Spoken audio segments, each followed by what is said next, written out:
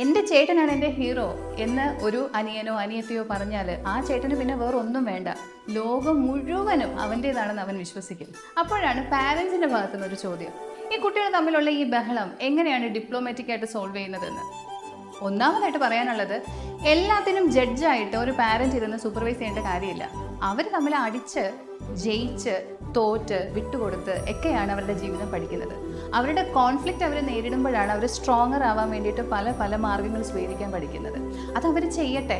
ഇവിടെ ചെറിയ കുട്ടികൾക്ക് വേണ്ടി വിട്ടുകൊടുക്കാൻ വേണ്ടി വലിയ കുട്ടിയോട് പറയുന്നതും, ചെറിയ കുട്ടി ചെറുതല്ലേ, അവൻ എന്തറിയാം, നീ അല്ലേ മാതൃക, നീ ചെയ്യുന്നത് കണ്ടല്ലേ അവനും പഠിക്കുക എന്നുള്ള താരതമ്യം, ഇതെല്ലാം ഒഴിവാക്കിയാൽ തന്നെ മൂത്ത കുട്ടികൾക്ക് കുറേ അധികം റിലീഫ് കിട്ടും. ഇതുപോലെ തന്നെയാണ് ചെറിയ കുട്ടികളോട് ചേട്ടൻ ചെയ്യുന്നത് പോലെ അടിപൊളിയായിട്ട് ചെയ്യാനും ചേട്ടൻ്റെ ഒരു ഫാൻ ഗേൾ ആയിരിക്കാൻ അല്ലെങ്കിൽ ബോയ് ആയിരിക്കാൻ വേണ്ടിയിട്ട് ഈ ഇളയ കുഞ്ഞുങ്ങളെ ശീലിപ്പിക്കുക.